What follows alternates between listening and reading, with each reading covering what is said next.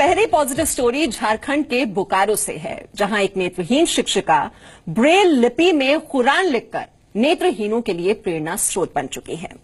संघर्ष करना पड़ा, लेकिन नफीस ने हार नहीं मानी। देखिए नफीस तरीन की ये पूरी कहानी।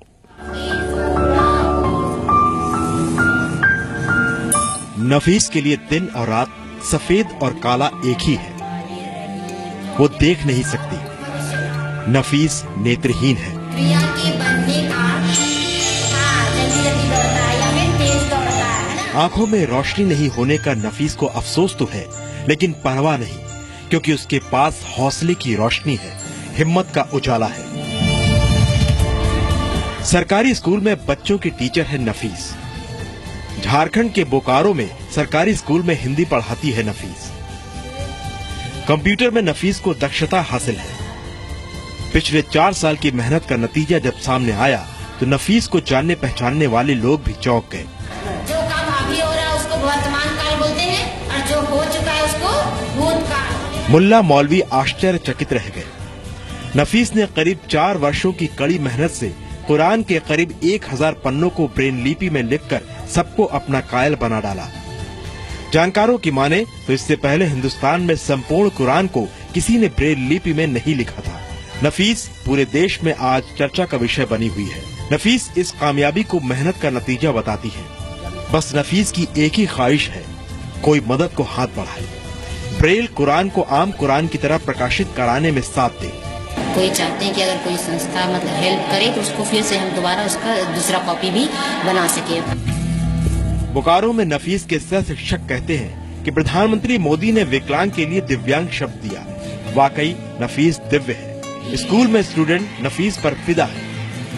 इनकी सबसे अच्छी खूबी ये है, इन्हें कभी भी इस बात का दुख नहीं होता है या गम नहीं होता है कि ये नेत्रहीन है। इज वर्ल्ड्स बेस्ट टीचर, और आज तक जिनका नेत्र है उनको भी मैंने इतने अच्छे से पढ़ाते हुए नहीं देखा जितने अच्छे से वो पढ़ाती है। मोहम्मद मुख्तार असलम के 4 बच्चों में इकलौती बेटी है नफीस तरीन।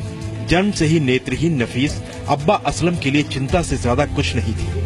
इलाज के सभी तरीके नाकाम साबित हुए। नफीस की एक ही जिद थी, मुझे पढ़ना है। असलम ने नफीस को पढ़ने के लिए वाराणसी भेजा। कुरान नहीं पढ़ पाने की नफीस को टीस थी। कुरान को ब्रेल लिपि में लिखने का नफीस ने ठान लिया। नामुमकिन को मुमकिन कर दिखाया। बहुत जद्दोजहद करना पड़ा और जद्दोजहद में बहुत लोगों ने इनकार भी कर दिया, लेकिन एक हाफिज तस्लीम साहब मिले जिन्होंने इस चीज के लिए एक्सेप्ट किया कि हम कुरान शरीफ लिखवा देंगे।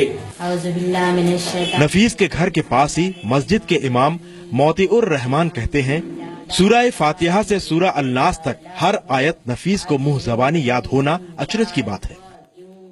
अल्लाह ताला किसको कौन सी ताकत कब अता करता है कि वो अपनी हिम्मत की बुनियाद पर बहुत आगे तक पहुंच जाता। भारत में पहली बार पूरी कुरान को ब्रेल लिपि में लिखा गया है। वो एक नेत्रहीन लड़की ने लिखा है। इससे पहले जुलाई 2014 में इंदौर की 20 वर्ष की एक लड़की ने कुरान के 10 सूरा यानी अध्याय को अरेबिक ब्रेल में लिखा। नवंबर 2014 में अलीगढ़ विश्वविद्यालय में कुरान पढ़ने के लिए ब्रेल तकनीक की शुरुआत हुई। कुरान में 114 सूरा है, जो पुरानी अरबी बोलचाल की भाषा में लिखी गई है। दुनिया भर में कुरान को 40 भाषाओं में लिखा जा चुका है, लेकिन कुरान की आयतों को लोग सिर्फ अरबी में ही उच्चारित करते हैं। अब तक पूरी दुनिया में सिर्फ 13 ऐसे देश हैं जहां कुरान ब्रेल लिपि में लिखी गई है। नफीस की मेहनत और लगन की बदौलत अब वो दिन दूर नहीं जब भारत 14वां देश होगा जिसके पास ब्रेल लिपि में कुरान होगी। अब नफीस को इंतजार है तो एक अदद मददगार की, जो कुरान के प्रकाशन में नफीस की मदद करे। मृत्युंजय मिश्रा, जी मीडिया, बोकारो। तो खुद की आंखों में रोशनी नहीं, लेकिन पूरे जहां को रोशन कर दिया है नफीस ने।